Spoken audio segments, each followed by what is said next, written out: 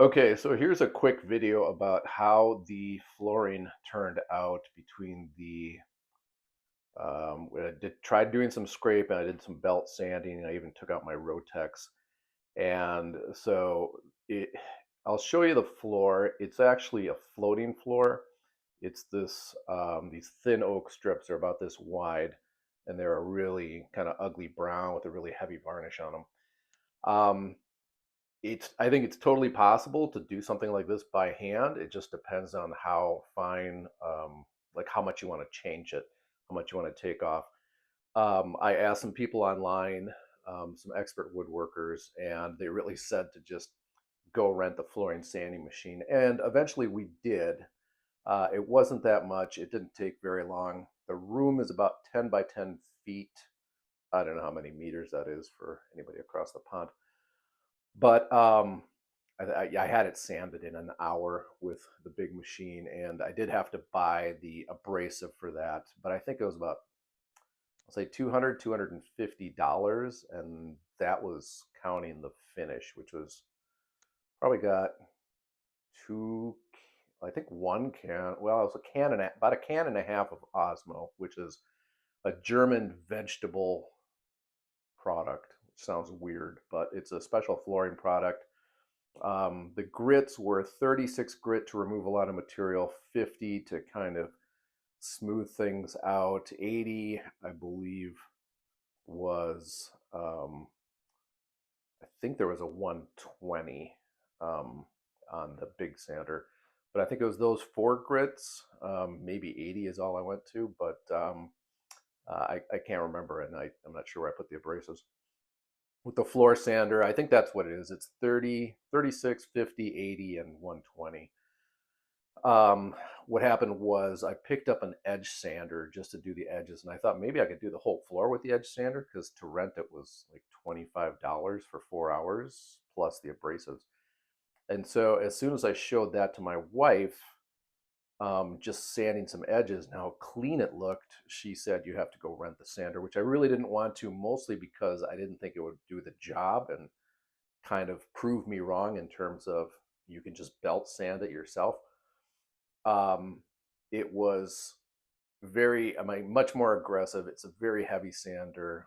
It did a fantastic job, but it weighs a ton, and I had to carry it up a very tall set of stairs. I got it up here, I got it out, I got the floor done. So let me show you the results and let me talk you through what I did. All right. Thanks for watching. Like and subscribe for when I catch up with content. All right. Thanks for watching. Thanks for the question. So let's start with a close up of the floor. This is the original flooring. This is what it looked like. It was this really dark color. I'm assuming it was a stain or the varnish aged or whatever, but this is the transition, and this is how the floor turned out. Let's walk it in. So this is raw from Osmo Coat. It actually has a white pigment, and what it does is it cools off the reds and the browns to keep the floor looking like it's just been freshly sanded and just sealed and nothing more.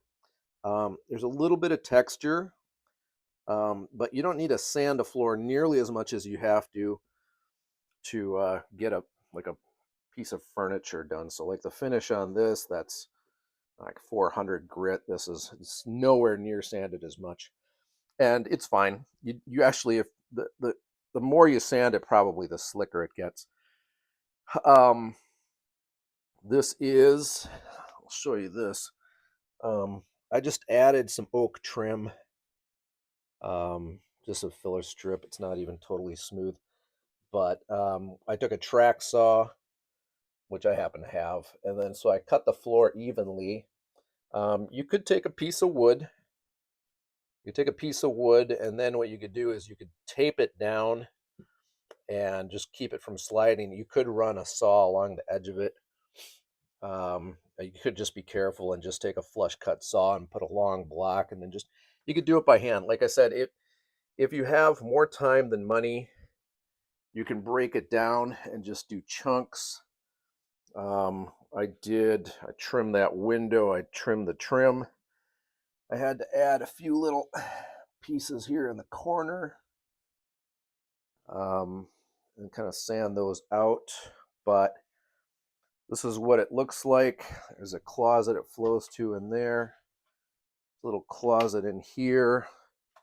This is where the kids have their stuff. There's a rack in that side. There's some coat hanging. There's that coat hanger. And we also did, just so you can see what the remodel looks like, we did a, whatever that wainscoting, whatever that stuff is, shiplap. So added this to close off the closet. And up there I did some cove molding. That was a video you can find. Somebody else picked out the cool light fixture, not me. I hung a door here, found some good ones at basically a construction thrift store, Habitat for Humanity, and then we've got the fun coat hanger. So, and then was kind of dusty grayish green paint job.